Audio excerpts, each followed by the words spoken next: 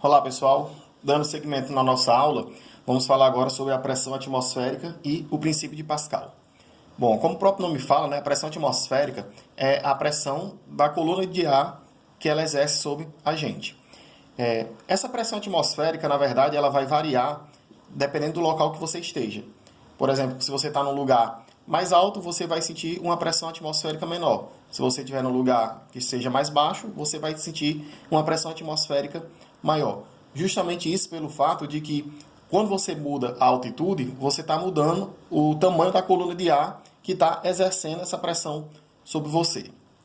Bom, se você estiver num local cuja aceleração da gravidade for o nosso G igual a 9,8 metros por segundo ao quadrado, e você considerar que essa sua temperatura seja 0 graus Celsius, a gente pode medir o valor da pressão atmosférica com base no deslocamento da coluna de mercúrio, por exemplo.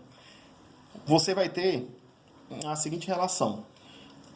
Levando em consideração a densidade do mercúrio, e se você pegar uma coluna de mercúrio de 1 centímetro, uma das medidas que você pode colocar para a pressão vai ser os centímetros de mercúrio. Quanto equivale 1 centímetro de mercúrio? Hg é o símbolo do mercúrio. Ele vai valer, quando você fizer a substituição desses valores, 1332,8 newtons por metro quadrado. Uma outra unidade também que é muito comum você ver vai ser o milímetros de mercúrio. Que vai ser dado por quê? 1 milímetro de mercúrio vai ser 133,28 newtons por metro quadrado. Lembrando que essa unidade de newtons por metro quadrado você também chama de Pascal. Bom, por que a gente colocou o valor dessa pressão causada por 1 centímetro de mercúrio e 1 milímetro de mercúrio? Porque o primeiro cientista a fazer análise de como é que seria o valor da pressão atmosférica quando eu estou num local cuja aceleração da gravidade seja 9,8 metros por segundo ao quadrado, a uma temperatura de 0 graus Celsius. Uma outra informação importante também, a nível do mar, foi Torricelli. Como foi o experimento que ele fez? Ele pegou, encheu um tubo de mercúrio, que esse tubo era aberto só apenas de um lado, ele tampou esse tubo de mercúrio. Depois ele virou o tubo de mercúrio dentro de uma bacia que estava repleta de mercúrio e destampou. Quando ele fez isso, lá no nível do mar, ele percebeu que a coluna de mercúrio ainda ficou 76 centímetros acima do recipiente. Por exemplo, aqui, está aqui o recipiente e aqui estava o tubo que ele colocou. O tubo aqui era fechado. Quando ele fez isso, o que aconteceu? Tudo isso aqui estava cheio de mercúrio. E mesmo assim, ainda ficou um pouco de mercúrio aqui para cima. Essa quantidade de mercúrio que ficou aqui para cima, ele verificou que valia 76 centímetros. Como a única força que estava atuando aqui era a força devido à atmosfera, ou seja, a única pressão que estava sendo exercida aqui sobre esse mercúrio, que era capaz de fazer com que esse mercúrio se mantesse aqui em cima, era a pressão da atmosfera, ele concluiu o quê?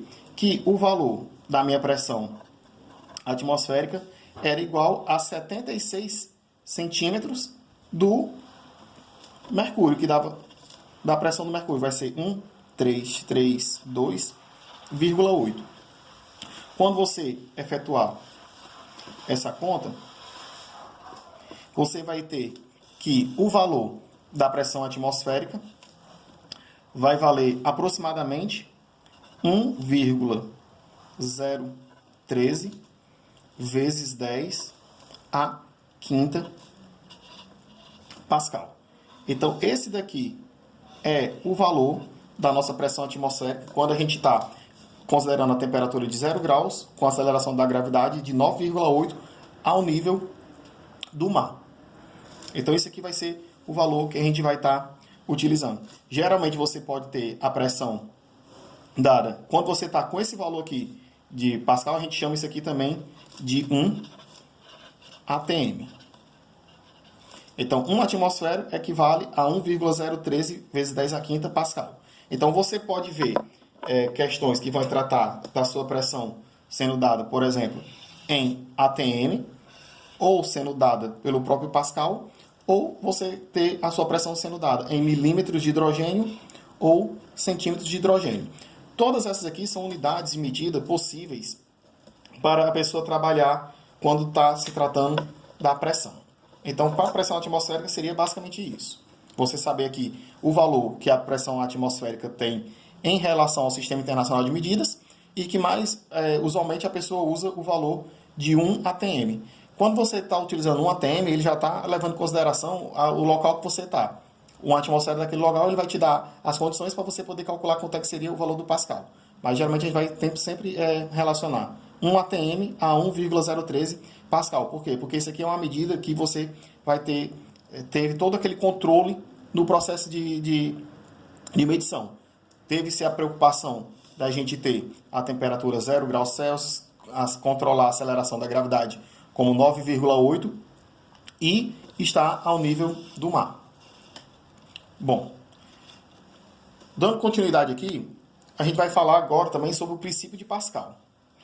Vamos lembrar que na aula passada a gente encontrou o teorema de Stevin que dizia que a pressão num fluido a um determinado ponto de profundidade, ele era igual à minha pressão, que no caso aqui vai ser a pressão atmosférica, mais o ρg, ρgH. Onde esse meu ρgH, lembrando, é a pressão hidrostática devido à quantidade de líquido que tem acima daquele ponto que a gente está considerando. Vamos fazer aqui novamente um esqueminha. Você tem aqui um recipiente. Esse recipiente está repleto aqui com fluido. Aqui em cima, eu vou colocar um êmbolo móvel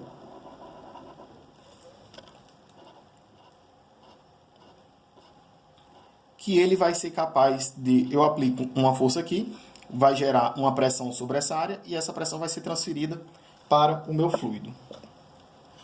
Vamos ver o que é que vai acontecer aqui quando a gente for fazer as análises. Se eu considerar um ponto P qualquer aqui nesse meu fluido, eu vou querer saber quanto é que vai ser a pressão P exercida nesse ponto. Esse ponto encontra-se a uma altura H.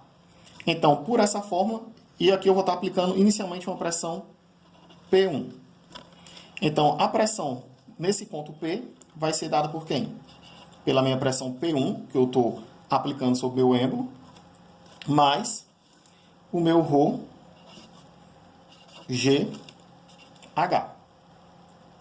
Aí agora a gente vai fazer uma suposição 2. Eu deixei de aplicar a minha pressão P1 e agora eu passo a aplicar uma pressão P2 sobre esse meu êmbolo. Quanto é que vai ser a nova pressão sentida nesse ponto? Vou chamar agora aqui de P'. A minha nova pressão P' vai ser quem? O meu P2 mais ρgH. Com isso aqui, ó, eu tenho a pressão nesse ponto quando eu aplico a pressão P1 sobre esse meu êmbolo e vou ter, por essa outra fórmula, a pressão P' quando eu aplico uma pressão P2 sobre esse meu êmbolo. Então, qual foi a variação de pressão sentida nesse ponto? A variação de pressão vai ser quem? Esses valores aqui são iguais, como eles não mudam, então esse valor aqui vai cancelar com esse. E a gente vai ter o quê? Que a variação da pressão sentida nesse ponto vai ser justamente a variação de pressão, vou chamar aqui de P' desse lado e sem o linha desse outro. Vai ser justamente a variação da pressão que foi aplicada no meu êmbolo. Essa formulazinha aqui, por mais simples que ela pareça, ela nos dá uma informação muito importante a respeito desse nosso sistema. Qual vai ser a informação que ele vai nos dar, que é importante? Perceba que agora, nessa expressão, eu só tenho a variação da pressão no meu ponto e a variação da pressão que foi aplicada sobre esse meu líquido, através desse meu êmbolo. Em momento nenhum nessa equação apareceu novamente quem? A posição que eu estou considerando. Ou seja, essa pressão sentida dessa forma podia ser nesse ponto, podia ser num outro ponto localizado bem aqui, poderia ser num outro ponto localizado bem aqui, por exemplo. O que isso quer dizer então, professor? Que quando você tem um fluido e você aplica uma pressão sobre esse fluido, essa pressão, essa variação de pressão que você aplicou no teu fluido, ela é distribuída de forma igual por todo o meu fluido. Ou seja, a variação de pressão sentida nesse ponto é a mesma sentida nessa, a mesma sentida nessa, a mesma sentida nas paredes desse recipiente que o contém. Então, qual vai ser a importância disso, professor, dessa conclusão que a gente acabou de chegar? Aí é justamente a importância disso que vai nos levar ao princípio de Pascal. Por quê? Porque, levando em consideração que quando eu aplico uma determinada pressão num fluido, a variação de pressão sentida por ele é distribuída de forma igual por todo o meu fluido, nós podemos fazer agora um esquema da seguinte forma.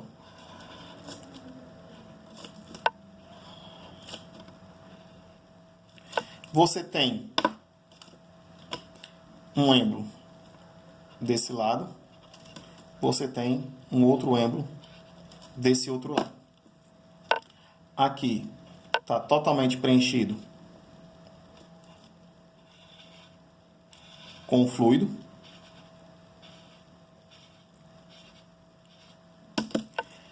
Aqui desse lado você tem uma área 1.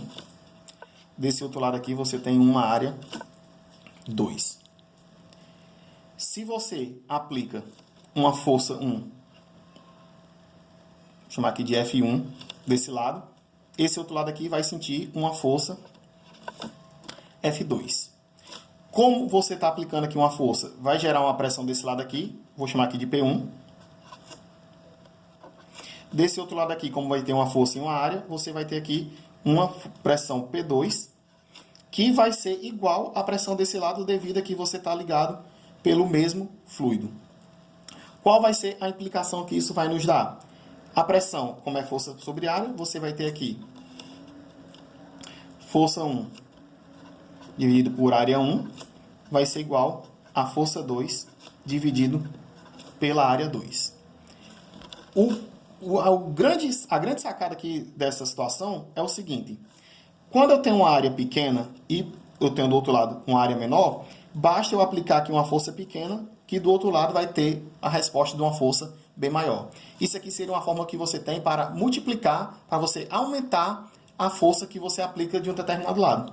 Isso daqui, por exemplo, é o esquema de funcionamento de um macaco hidráulico. Você tem um lado, uma pequena área que liga o fluido a um outro lado que tem uma área muito maior. Aqui você basta aplicar uma força pequena, que do outro lado vai sentir uma força grande que vai poder sustentar o objeto em questão que você está querendo. Quanto menor a área, menor vai ser a força que eu preciso aplicar. Desse outro lado, quanto maior for a área, maior vai ser a força sentida por ele. Com um exemplo prático aqui que você pode colocar. Vamos supor aqui que a minha área 1 seja de 1 metro quadrado, a minha área 2 seja de 10 metros quadrados. Independente da força que eu for aplicar, o que é que vai acontecer? Se eu substituir essas equações, essas informações na equação, eu vou ter o quê? Que F1 sobre 1 é igual a F2 sobre 10. Se a gente fizer aqui a multiplicação em x, nós vamos ter aqui que o meu F2 vai ser igual a 10 vezes o meu F1. Ou seja, só em eu aumentar a área desse outro lado 10 vezes, eu tive um ganho de força 10 vezes maior do que a força necessária que eu tinha para poder, que eu tinha aplicado desse outro lado. Então, isso aqui seria justamente o nosso princípio de Pascal. Você poder ter um aumento de força utilizando-se justamente dessa propriedade dos fluidos. que uma pressão que você aplica no fluido, ela é totalmente distribuída de forma igual por todo o seu fluido, inclusive as paredes. Por isso que quando você aplica uma pressão, uma força desse lado, ela vai exercer uma pressão que vai se espalhar por todo o meu líquido e vai chegar a pressionar esse outro êmbolo desse outro lado com uma força muito maior do que a força que foi aplicada desse lado, fazendo assim com que o seu objeto em questão suba. Como eu falei, isso aqui seria um caso do princípio de funcionamento de um macaco hidráulico. Bom, pessoal, o vídeo de hoje fica por aqui e até a próxima.